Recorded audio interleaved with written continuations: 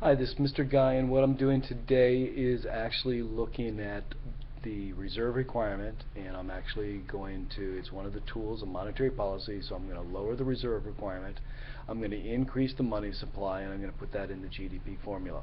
So some of you will be doing this, maybe not all of you, but it's pretty easy, pretty simple. So basically I've given you a formula for the money supply, so I'm going to go over that and share you some things. So what we've got here is S equals A1 over R, so that is the money multiplier, and S is the potential increase in money supply. A1 is the initial deposit, R is the reserve requirement, and the reserve requirement is the amount of money the banks have to lend to people and to businesses. So if you raise the reserve requirement, banks have less money to lend, and with less money to lend, less people can borrow. And if there's less borrowing, then that means there's less people buying things, whether it's plant and equipment, or less people buying cars, less people buying, TVs, things like that, because we buy it on credit.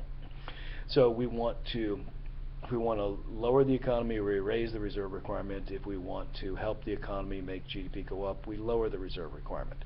And what we're trying to do is actually raise the money supply. And if we have more money in the money supply, banks can lend more money, and if banks can lend more money, people can borrow more money, and if people borrow more money, they'll actually spend more money. So whatever we do with the money supply, it's going to go into C, in consumer spending. It's not going to go anywhere else. So we've got this basic formula. And what I'm trying to do is lower the reserve requirement, make it easier for banks to lend money and lend more money, and then they're actually going to increase the money supply. So for me, I'm doing this as one person, so I'm basically deciding that my goal is to raise GDP 1%, so I'm going to raise gross domestic product 1%, and I'm going to raise the money supply 1%. That is the relationship between the M2 money supply and GDP. If you raise M2 money supply 5%, GDP will go up 5%. If you lower the money supply 10% M2, GDP goes down 10%.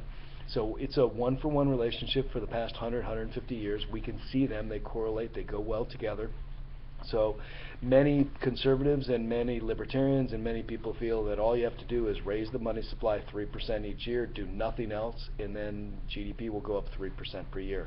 So that's one of the reasons why I want to show this and look at this and give you guys this problem in this example. So basically over here, what I've got is your information. So I've got your current today, the M2 money supply is $7 trillion, that's 12 zeros. The initial deposit is $700 billion, that's how much the government buys and sells T-bills and things like that. Your reserve requirement for large banks is 10%. So the current today is 7 trillion equals 700 billion over 0.10, and I want to increase this 7 trillion by 1%. So I multiply 7 trillion times 0.0, that comes out to about $70 billion. So it's $7.070 trillion. So how do I do it? I lower the reserve requirement a little bit, tiny. So it goes to, instead of 10%, it's 0.099. So I take the 700 billion divided by 0.099, I get the $7.070 trillion. So I increase the money supply 1%. So all I did was lower the reserve requirement, the money supply went up. So over here, my goal was increase GDP 1%, so 18 trillion times 1% is $180 billion. That's 0.100 trillion, that's 180 billion. And then in C, 180 billion goes in there, so it's simple.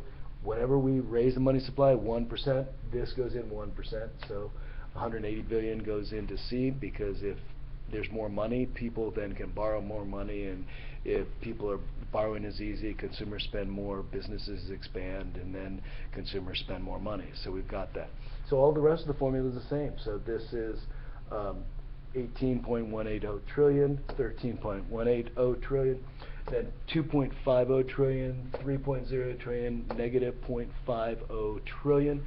So all the rest of the formula stays the same. So what I did was I lowered the reserve requirement a little bit, and then increased the money supply 1%, and got people to, basically the economy to go up by 1%, where people are borrowing and people are spending on their borrowing. They're either doing car loans or they're doing something else. And the next problem I'm going to do, I'm going to look at looking at the initial deposit, that is buying and selling T-bills, and that's where we can increase or decrease that and also get the same effect. So if you have any questions, let me know, but this is increasing the money supply by using the reserve requirement and increasing GDP by the same amount. So thanks a lot. Have a good day and ask any questions. Bye now.